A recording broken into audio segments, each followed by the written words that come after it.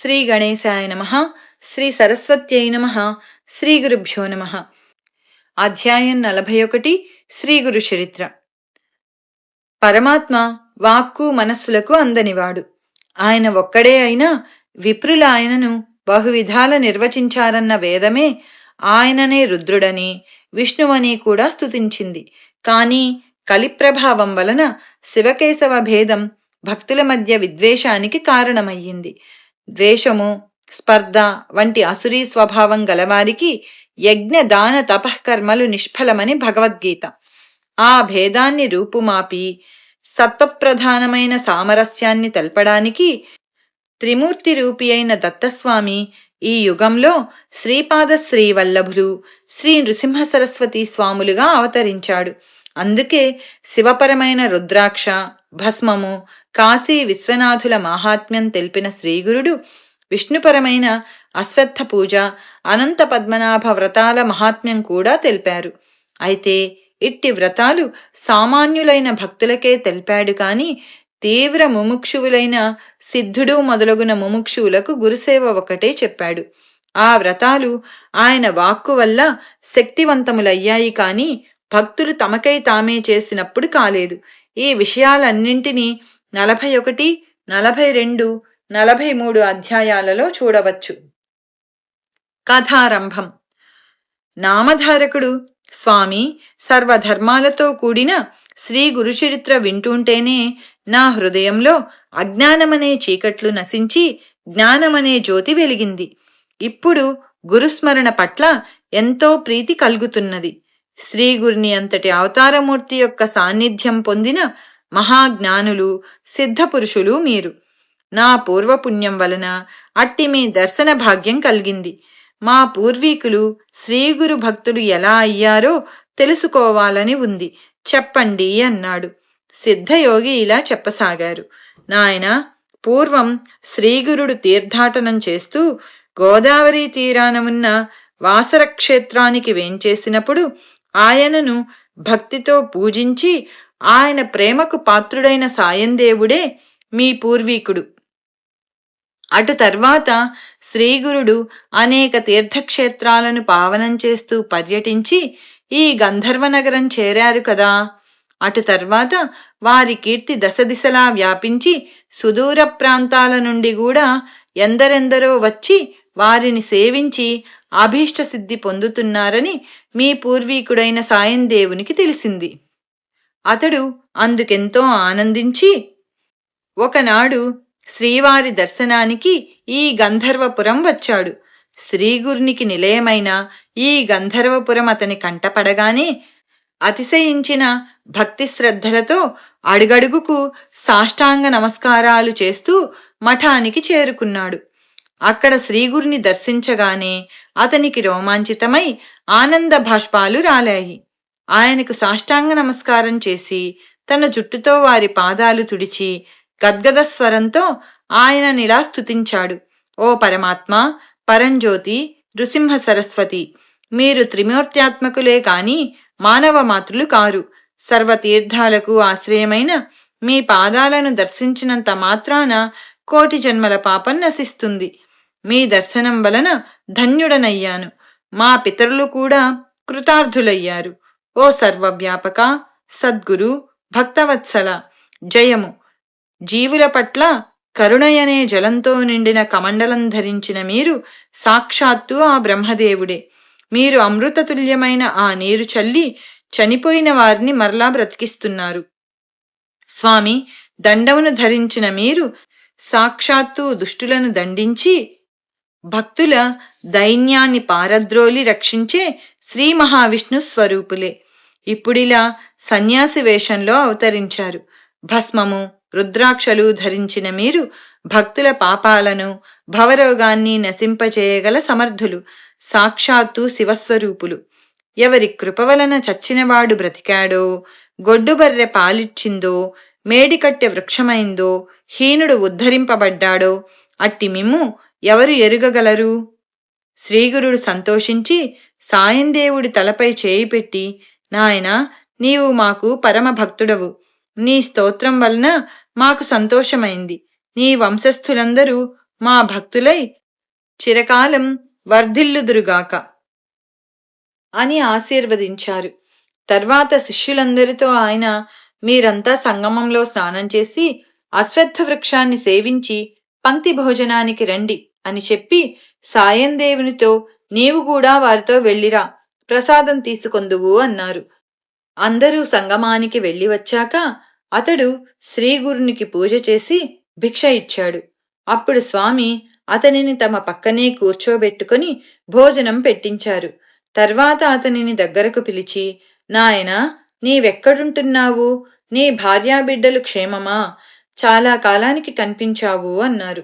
అతడు, స్వామి, మీరు సర్వజ్ఞులు, మీకు తెలియనిది ఏమున్నది? మీ దయ వలన అందరూ క్షేమమే. నా భార్యాబిడ్డలు ఉత్తర కంచిలో ఉన్నారు. నా కుటుంబ భారమంతా కొడుకులు చూచుకుంటున్నారు. కనుక నేను మీ పాదాల చెంత ఉండి సేవించుకోవాలని వచ్చాము. మీరనుగ్రహించాలి అని వేడుకున్నాడు. శ్రీగురుడు నవ్వి, నాయనా, మమ్మల్ని సేవించడం అంత సులభం కాదు.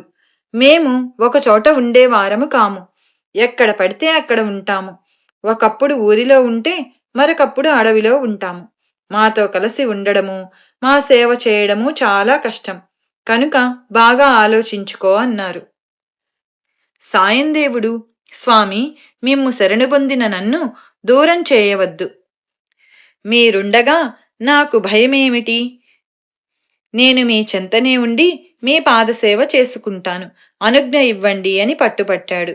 అప్పుడు శ్రీగురుడు, నీకంతా దృఢభావముంటే అలానే చేయి అని అంగీకరించారు. అతడు స్వామి సన్నిధిలో 3 నెలలు ఉన్న తర్వాత ఒకనాటి సాయంత్రం శ్రీగురుడు శిష్యులనెవ్వరినీ రావద్దని చెప్పి సాయందేవుణ్ణి ఒక్కణ్ణే కూడా తీసుకుని సంగమానికి వెళ్లారు. ఇంతలో మరికొందరు శిష్యులొచ్చి సంగమ స్నానం చేశారు. సాయం సంధ్యోపాసన అయ్యాక శ్రీగురుడు అశ్వత్థ వృక్షం క్రింద కూర్చొని కొంతసేపు శిష్యులతో మాట్లాడారు. కొంతసేపటికి వారంతా గాణ్గాపురం వెళ్లిపోయారు. శ్రీగురుడు, సాయందేవుడు మాత్రమే అక్కడ ఉన్నారు. అప్పుడతనిని పరీక్షించదలచి శ్రీగురుడు ఒక లీల చేశారు. అంతలోనే అకస్మాత్తుగా పెనుగాలి వీచింది. ఆ గాలికి చెట్లు ఊగిపోయి విరిగి పడుతున్నాయి. ఆకాశమంతా కారుమేఘాలు అలముకొని భయంకరంగా ఉరుములు, కన్నులు మిరుమిట్లు గొలిపే మెరుపులతో కుండపోతగా వర్షమారంభమైంది. సాయందేవుడు ఆ గాలికి ఎలాగో ఓర్చుకొని తన వంటిపై ఉన్న ఉత్తరీయం తీసి శ్రీగురునికి కప్పి ఆయనకు అడ్డంగా నిలుచున్నాడు. ఇలా గాలి వాన అర్ధరాత్రి 2వ జాం వరకు కొనసాగాయి. గాలివాన కొంత నెమ్మదించగానే దుర్భరంగా చలిగాలి వీచసాగింది. అప్పుడు శ్రీగురుడు, నాయనా, మమ్మల్ని చలి బాధిస్తున్నది. గ్రామానికి వెళ్లి మఠం నుండి అగ్ని తీసుకురా అన్నారు. అతడు బయలుదేరుతుంటే అతనిని బాటకు అటూ ఇటూ చూడకుండా త్వరగా వెళ్లి రమ్మని చెప్పారు. వెంటనే సాయందేవుడు బయలుదేరి గంధర్వపురం వైపుకు నడవసాగాడు. దారిలో ఎక్కడ అడుగు పెట్టినా మోకాలు లోతున బురదలో కాళ్లు కూరుకుపోతున్నాయి. ఆ పైన నీరు రొమ్ము లోతున ప్రవహిస్తోంది. కన్ను పొడుచుకున్నా కనిపించనంతగా కారు చీకట్లు అన్ని దిక్కులా కమ్ముకున్నాయి. వేగంగా వీస్తున్న గాలి అతనిని ఒక పక్క నెట్టివేస్తోంది. ఎలాగో అతడు శ్రీగురిని స్మరిస్తూ చీకట్లో తడుముకుంటూ మెరుపుల వెలుగులో దారి చూచుకుంటూ బాట కనిపించినంత దూరం పరిగెడుతున్నాడు. చివరకు ఎలాగో అతడు మఠం చేరి అక్కడి సేవకులను నిద్రలేపి వారి నుండి కుండలో నిప్పులు తీసుకుని తిరిగి బయలుదేరాడు. శ్రీగురుడు తనను పక్కలకు చూడకుండా ఎందుకు సాగిపొమ్మన్నారో తెలుసుకోవాలన్న కుతూహలం తీవ్రమై నెమ్మదిగా కుడిపక్కకు చూచాడు. అటుపక్క 5 పడగలు గల భయంకరమైన తాచుపాము కనిపించింది.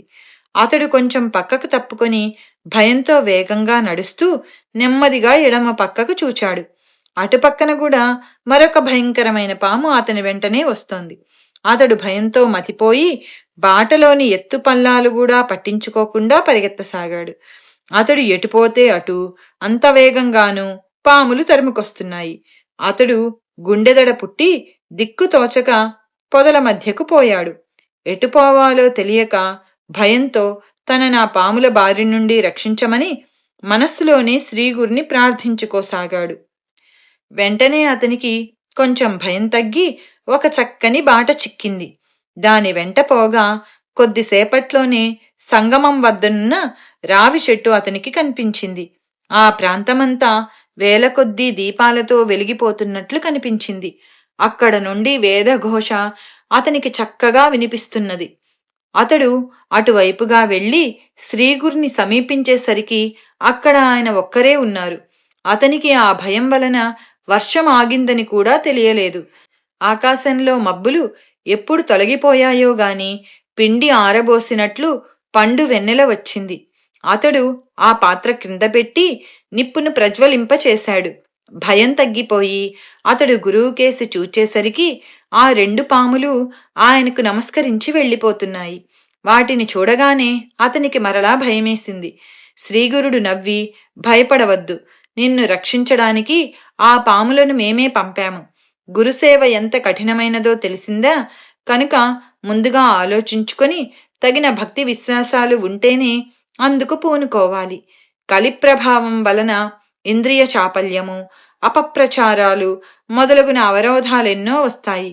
అయినా చలించకుండా నిశ్చలంగా గురుసేవ చేస్తే గురుకృప వలన సర్వము సిద్ధిస్తుంది.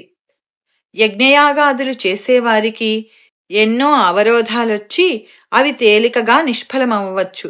గురువు దగ్గరే ఉంటూ విశ్వాసంతో సేవ చేసేవాడు తేలికగా అభీష్టాలు నెరవేరి కృతార్థుడవుతాడు. ఏకభావంతో ఆయనను ఆరాధించడమే ఉత్తమ సాధన. పతివ్రత తన భర్తను సేవించినట్లు సచ్చిష్యుడు తన గురువును విడవక నీడవలే సేవిస్తాడు. దేహంతో సహా తన సర్వస్వము గురుసేవకే అర్పిస్తాడు. గురువే పరమేశ్వరుడని తెలుసుకొని ఆయన ప్రసాదమే భోజనంగా, ఆయన ధ్యానమే జీవనంగా, పాదతీర్థమే గంగాజలంగా సేవిస్తూ శ్రవణ మనన తత్పరుడై ఉంటాడు. గురువు ఎంతటి దుస్సాధ్యమైన ఆదేశమిచ్చినా సరే దానిని సాధించడానికి ఉపక్రమిస్తాడు. ప్రారంభించాక దానిని ఎంత కష్టపడి అయినా పూర్తి చేస్తాడు. అలా చేస్తే వాడిని చూచి యమధర్మరాజు కూడా భయపడి తొలగిపోతాడు. అప్పుడు సాయందేవుడు నమస్కరించి, స్వామి, నేనేమీ తెలియని వాణ్ణి. కృపతో గురుభక్తి ఎలాంటిదో వివరించండి. దాని సహాయంతో స్థైర్యం చిక్కించుకొని మీ చెంతనే ఉండి సేవ చేస్తాను అన్నాడు. అప్పుడు శ్రీగురుడిలా బోధించారు. నాయనా, చెబుతాం విను. నీవు ఇక రాత్రి అయిందో బ్రాహ్మీ ముహూర్తం అయ్యిందోనని పట్టించుకోకుండా వినాలి. సత్కాలక్షేపం అవుతుంది. పూర్వం పార్వతీదేవికి పరమేశ్వరుడు బోధించిన గురుభక్తి తత్వం నీకు చెబుతాము. శివుడిలా చెప్పాడు. దేవి, గురువే ఈశ్వరుడన్న దృఢమైన విశ్వాసంతో ఆయనను సేవించడం వలన సర్వసిద్ధులు కలుగుతాయి. అట్టి ఫలితమే తపో అనుష్ఠానాదుల వలన చాలా కాలానికి గాని సిద్ధించదు. యథావిధిగా గురుని సేవించేవారికి యజ్ఞాది కర్మలు చేయని లోటు కలగదు. పూర్వం త్వష్టయనే బ్రాహ్మణ బాలునికి 8వ సంవత్సరంలో ఉపనయనం చేసి వేదాధ్యయనానికి గురువు వద్దకు పంపారు. ఆ బ్రహ్మచారి చక్కగా గురుసేవ చేస్తున్నాడు. ఒకసారి ఆ గురువు యొక్క కుటీరం శిథిలమై వర్షపు నీరు లోపలకు కురిసింది. గురువు త్వష్టను పిలిచి, నాయనా, ఈ కుటీరం ప్రతిసారీ వర్షానికి పాడైపోతున్నది. ఇలా గాలి, వాన, అగ్నుల వలన నశించకుండా అన్ని వసతులు కలిగి ఉండే కుటీరం నాకు కావాలి అని చెప్పాడు. అప్పుడు గురుపత్ని, నాయనా, ఎవ్వరూ నేయనిది, కుట్టనిది, రంగురంగులది, సరిపోయేది అయిన రవిక నాకు తెచ్చిపెట్టాలి అన్నది. ఇంతలో గురుపుత్రుడు వచ్చి, అన్నా, నాకు మట్టి అంటనివి, నీటి మీద నడిపించగలవి, ఎప్పుడూ సరిపోయేవి అయిన పాదరక్షలు కావాలి అని చెప్పాడు. అప్పుడే చిన్న పాపయైన గురుపుత్రిక కూడా వచ్చి, అన్నా, నా చెవులకు కుండలాలు, ఆడుకునేందుకు ఒక బొమ్మరిల్లు కావాలి. అది ఒంటి స్తంభం కలిగి దంతంతో చేసినదై పగలనిదిగా ఉండాలి. అది నా వెంట తీసుకువెళ్ళడానికి వీలుగా ఉండాలి. అందులో అన్ని వసతులు ఉండాలి. దానిని నెట్టుకు వెళ్ళడానికి చక్రాలు ఉండాలి. దానిని మళ్లీ ముడిచివేయడానికి వీలుండాలి. అందులో పీట, కుర్చీ ఉండాలి. ఆడుకోవడానికి మంచి వంట పాత్రలు మట్టివి కావాలి. నాకు అవే వంట నేర్పాలి. వాటిలోని వంట ఎంతసేపైనా చల్లారకూడదు. ఇతర వంట పరికరాలు కూడా కావాలి అని చెప్పింది. త్వష్ట అంగీకరించి అడవికి వెళ్తూ అవన్నీ ఎలా సాధించాలా అని ఆలోచించాడు. చివరకు దిక్కుతోచక తన గురువునే ధ్యానించి తన మనస్సులోనే ఆయనను శరణు పొందాడు. అలా పోతూ ఉండగా అతనికి ఒకచోట ఒక అవధూత కనిపించి, నాయనా, నీవెవరు? ఇంత చిన్నవాడవు ఈ ఘోరమైన అరణ్యంలో చింతాక్రాంతుడవై తిరుగుతున్నావేమి అన్నాడు. ఆయన్ను చూడగానే త్వష్టకు మనస్సు శాంతించింది. తన గురువే ఆ రూపంలో దర్శనమిచ్చినట్లు అనిపించింది. అతడు ఆయనకి నమస్కరించి, స్వామి, ఈ నిర్మానుష్యమైన అరణ్యంలో మిమ్మల్ని చూడగానే మీరు సాక్షాత్తు ఈశ్వరుడని నాకు తోచింది. మీ దర్శన మాత్రం చేతనే నా మనస్సు స్థిరపడి ఆనందం లభించింది అని తాను సాధించవలసిన కష్టతరమైన పనుల గురించి విన్నవించుకున్నాడు. అవధూత అతనిని ఆశీర్వదించి, నాయనా, అభీష్టప్రదుడైన విశ్వేశ్వరుడు కాశీలో ఉండగా దుర్లభమేమున్నది? నీవు కాశీ వెళ్ళి విశ్వనాథుని పూజించు. ఆయన వరంతో బ్రహ్మాది దేవతలు కూడా ఎంతో మహిమను పొందారు. కేవలం గుక్కెడు పాలు కోరిన ఉపమన్యువుకు ఆయన సాక్షాత్తు పాల సముద్రాన్నే ప్రసాదించిన దయాళువు అని చెప్పాడు. గురుసేవ తప్ప వేరేమీ ఎరుగని త్వష్ట, స్వామి, కాశీక్షేత్రం ఎక్కడ ఉన్నది అని అడిగాడు. అప్పుడు ఆ మునిశ్రేష్ఠుడు, కాశీకి నిన్ను నేనే స్వయంగా తీసుకుపోతాను. నీ వలన నాకు కూడా విశ్వనాథుని దర్శనం అవుతుంది అని చెప్పి తన లీలచేత అతనిని మనోవేగంతో కాశీకి తీసుకువెళ్ళాడు. శ్రీ దత్తాయ గురవే నమః. శ్రీ శ్రీపాద శ్రీ వల్లభాయ నమః. శ్రీ నృసింహ సరస్వత్యై నమః.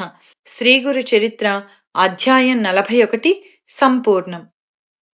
శ్రీ గణేశాయ నమః. శ్రీ సరస్వత్యై నమః. శ్రీ గురుభ్యో నమః. అధ్యాయం 42 శ్రీ గురు చరిత్ర. వారిద్దరూ కాశీ చేరిన తర్వాత త్వష్టకు అవధూత బోధించిన కాశీయాత్రా విధానం గురించి నామధారకునితో సిద్ధయోగి ఇంకా ఇలా చెప్పారు. విశ్వేశ్వరుని దర్శనము, అంతర్గృహ యాత్ర, దక్షిణోత్తర మానసయాత్ర, పంచక్రోశ యాత్ర, స్నానము, దానము, అర్చన, శ్రాద్ధము, అన్నపూర్ణ, విశ్వేశ్వర, బిందుమాధవ, డుండి వినాయక, దండపాణి, కాలభైరవ, గుహకాశి, మణికర్ణిక మొదలుగునవి దర్శించి పూజ చేసి నీ పేరు మీదుగా ఒక లింగ ప్రతిష్ఠ చేసుకో. ఇలా చేస్తే నీ గురుభక్తి దృఢమై ఈశ్వర సాక్షాత్కారం అవుతుంది. కనుక నీవు నిస్సందేహంగా నీ మనస్సులో గురు చరణాలను స్థిరంగా నిలుపుకో అని చెప్పి రెప్పపాటులో అవధూత అదృశ్యమయ్యారు. త్వష్ట ఆశ్చర్యచకితుడై, ఆహా, ఈ మహాత్ముడు నా గురుకృప వలన సాక్షాత్కరించిన విశ్వేశ్వరుడే. సందేహం లేదు, తనను నేను ఆరాధించకున్నా ఆయన ప్రసన్నుడవడం గురుకృప వల్లనే కదా. లేకపోతే ఎన్నో సంవత్సరాలు తపస్సు చేసినా ప్రసన్నుడు కాని ఈశ్వరుడు నాకెందుకు ప్రసన్నుడవుతాడు అనుకొని యథావిధిగా కాశీయాత్ర, లింగ ప్రతిష్ఠ చేశాడు. అతడు ధ్యానించగానే విశ్వనాథలింగములో శంకరుడు దర్శనమిచ్చి వరం కోరుకోమన్నాడు. అతడు తన గురువు భార్య మొదలుగున వారు అడిగినవి విన్నవించాడు. శంకరుడు వరమిచ్చి, నాయనా, నీ గురుభక్తికి మెచ్చాను. నీవు విశ్వకర్మ అనే సృష్టికర్తవవుతావు అని ఆశీర్వదించి అదృశ్యుడయ్యాడు. త్వష్ట సంతోషించి తన గురువు, గురుపత్ని, పిల్లలు కోరినవన్నీ సృష్టించి సమర్పించుకున్నాడు. ఇది భావగర్భితమైన కథ. వివేకంతో కూడిన గురుభక్తియే గురువు కోరిన కుటీరం. చిత్ర విచిత్రము, నామరూపాత్మకము అయిన విశ్వమే జగన్మాత స్వరూపమన్న దృఢ భావనయే గురుపత్ని కోరిన రవిక. యమ నియమాలతో నిగ్రహించబడిన మనస్సే గురుపుత్రుడు కోరిన పాదరక్షలు. ఇలా బాహ్యాభ్యంతరాలలో పరిశుద్ధమనర్చబడిన అవయవ ధాతుమయమైన మానవదేహమే గురుపుత్రిక కోరిన బొమ్మరిల్లు. ఇవన్నీ ఈశ్వరానుగ్రహం వలన, ఈశ్వరానుగ్రహం సద్గురు సేవ వలన కలుగుతాయి. దృఢనిష్టతో గురుసేవ చేయడం వలన తాను కోరుకున్న త్వష్టకు బ్రహ్మపదం లభించింది. గురువు సంతోషించి అతనికి జ్ఞానము, సర్వసిద్ధులు, నవనిధులు, యశస్సు కలిగేలా ఆశీర్వదించారు. కనుక గురుభక్తి వలన సాధ్యము కానిది ఏదీ లేదు. గురుభక్తునికి ముగ్గురు మూర్తులు వసులవుతారు. గురువు లేక మోక్షము సిద్ధించదు. శ్రీగురుడు గురుసేవా ప్రాశస్త్యం చెప్పడమయ్యేసరికి సూర్యోదయమయ్యింది. సాయందేవుడు శ్రీగురునికి నమస్కరించి ఆనంద పారవస్యంతో, ఓ కృపామూర్తి, నాకిప్పుడు ఒక అపూర్వమైన దర్శనమైంది. మీరీ కథలో భాగంగా కాశీయాత్ర వివరిస్తుంటే నేను మీతో కలిసి కాశీక్షేత్రం దర్శించినట్లు అనుభవమైంది. అది నిద్రావస్థో లేక స్వప్నమో తెలియడం లేదు. జగద్గురు, మీ నిజతత్వము తెలియని మూఢులకు శ్వేశ్వరులైన మీరు మానవులుగా కనిపిస్తున్నారు. మీరు ఎక్కడ ఉంటే అదే కాశీ అంటుంటే అతని శరీరమంతా రోమాంచితమై కంఠం గద్గదమైంది. అతడిలా శ్రీగురుని స్తుతించాడు. మొదట అద్వయులుగా ఉండి సంకల్ప మాత్రాన ఈ బ్రహ్మాండ రూపం ధరించి మరలా దానిని పాలించడానికి అవతరించిన ఓ నృసింహ సరస్వతి, మీ పాదపద్మములకు వందనములు. కలి ప్రభావం వలన ధర్మం నశించి యజ్ఞయాగాదులు కరువైనప్పుడు దేవతల ప్రార్థనననుసరించి భూమిపై అవతరించి ధర్మాన్ని పునరుద్ధరిస్తూ లోకానికి జ్ఞానజ్యోతిని అనుగ్రహిస్తున్న ఓ నృసింహ సరస్వతి, మీ పాదపద్మములకు నమస్కారములు. సంసార సాగరంలో మునిగియున్న భక్తులను తరింపచేయడానికి అవతరించి చతుర్థాశ్రమం స్వీకరించి లోకోద్ధరణ చేస్తున్న ఓ నృసింహ సరస్వతి, మీ పాదపద్మములకు నమస్కారములు. స్వామి, మీ చరిత్ర చిత్రమైనది. మీ కీర్తి భూమండలమంతా వ్యాపించింది. మూగవానికి మాట్లాడే శక్తిని అనుగ్రహించారు. గ్రుడ్డివారికి దృష్టి, గొడ్రాలికి సంతానం, ఎండుకట్టెకు ప్రాణం, విధవరాలికి సౌభాగ్యం, భక్తులకు సిరి సంపదలు ప్రసాదించారు. ఓ నృసింహ సరస్వతి, మీ పాదపద్మములకు నమస్కారములు. పాపాన్ని దారిద్ర్యాన్ని పోగొట్టి జగత్తుకు జ్ఞానజ్యోతి ప్రసాదిస్తూ కామధేనువు మరియు కల్పవృక్షాల వలె భక్తులు కోరినవన్నీ నెరవేరుస్తూ ముముక్షువులకు ముక్తిని కూడా మీరు అనుగ్రహిస్తున్నారు. వేదాలకు కూడా అతీతమైన స్వరూపంగల ఓ నృసింహ సరస్వతి, మీ పాదపద్మములకు నమస్కారములు. ఓ గురుమూర్తి, మీ పాదపద్మములను నిత్యము స్మరించే వారికి సర్వతీర్థక్షేత్రాలను సేవించిన ఫలితము, వాటిని దర్శించిన వారికి వేలాది అశ్వమేధాది యాగాలు చేసిన ఫలితము ప్రసాదిస్తున్న ఓ నృసింహ సరస్వతి, మీ పాదపద్మములకు నమస్కారములు. వేదాలకు కూడా మీ నామమహాత్మ్యం అంతుపట్టనిది. సకల భువనాధిపతులైన మీ పాదద్వయాన్ని నా హృదయ కమలంలో నిలుపుకొని మనసారా మరలా మరలా నమస్కరిస్తున్నాను. ఓ నృసింహ సరస్వతి, మీ పాదపద్మములకు నమస్కారములు. శ్రీ సద్గురు, నన్ను రక్షించు. వేదాలకు కూడా అంతుపట్టని మీ పరిశుద్ధమైన చరిత్రను నేనేమి వర్ణించగలను? మీరు ఓంకార స్వరూపులు. పంచభూతాలు, సూర్యచంద్రులు, జీవాత్మ అనే 8 రూపాలలో మీరీ విశ్వరూపం ధరించారు. ఓ నృసింహ సరస్వతి, మీ పాదపద్మములకు నమస్కారములు. ఈ కలియుగంలో భక్తులను ఉద్ధరించడానికి దండ కమండలుధారి అయిన యతీశ్వర్ని రూపంలో అవతరించి భీమా అమరజా సంగమంలో శ్రీ నృసింహ సరస్వతి అనే పేర నివసించిన శ్రీగురు, మీ పాదపద్మములకు నమస్కారములు. ఈ ప్రపంచంలోని భక్తులందరినీ తరింపచేయడానికి, యోగులకు దీక్షను అనుగ్రహించడానికి గాణ్గాపుర క్షేత్రంలో వెలసి 4 పురుషార్థాలు ప్రసాదిస్తున్న ఓ నృసింహ సరస్వతి, మిమ్మల్ని స్తుతించడం వలన నాలోని దోషాలన్నింటినీ జయించి మీ పాదపద్మములకు నమస్కరిస్తున్నాను. శ్రీగురు స్తోత్రమైన ఈ అష్టకాన్ని నిత్యము పఠించిన వారికి బలము, సంపద, సద్బుద్ధి, వర్చస్సు, పుత్రపౌత్రాభివృద్ధి, ఆయురారోగ్యాలతో కూడిన ఐహిక సౌఖ్యానికి తోడు అటు తర్వాత ముక్తి కూడా లభించగలదు. శ్రీగురుడు సంతోషించి, నాయనా, నీకు కాశీ దర్శనమైంది కదా, ఇందువలన నీ వంశంలో 21 తరాల వారికి కాశీయాత్రా ఫలం సిద్ధించింది. నీవు మా దగ్గరుండి మా పాదసేవ చేసుకో. కాని అలా చేయాలంటే ఆ మ్లేచ్ఛరాజు సేవలో ఉండకూడదు.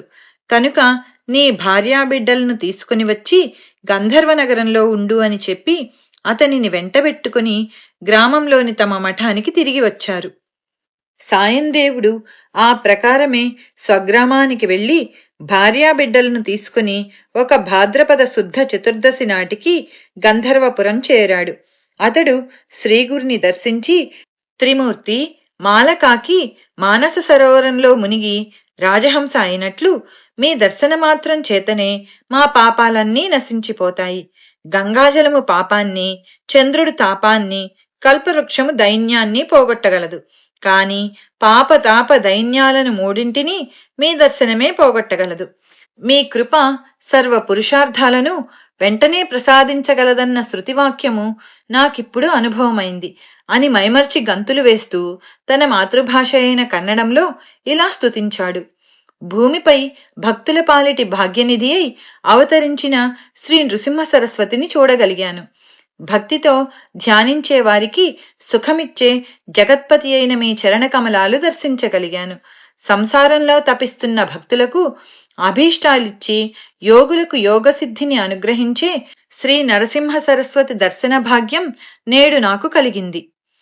మహావాక్యాలుగా చెప్పబడిన పరతత్వమే సగుణమై సత్పురుషులను ఉద్ధరించడానికి దండ కమండలములు ధరించి యతి సార్వభౌముడిగా అవతరించిన ఓ నరసింహ సరస్వతి నేడు నాకు మీ దర్శనమైంది. భక్తపాలుడు దయాసముద్రుడు అయిన మీ పాదస్పర్శ వలన ఈ గంధర్వపురం భూ కైలాసమైంది. అట్టి మీ పాదదర్శనం నేడు నాకు లభించింది. యతులు అనే నక్షత్రాల మధ్య చంద్రుని వలె ప్రకాశిస్తున్న మీ దర్శనం నేడు కలిగింది.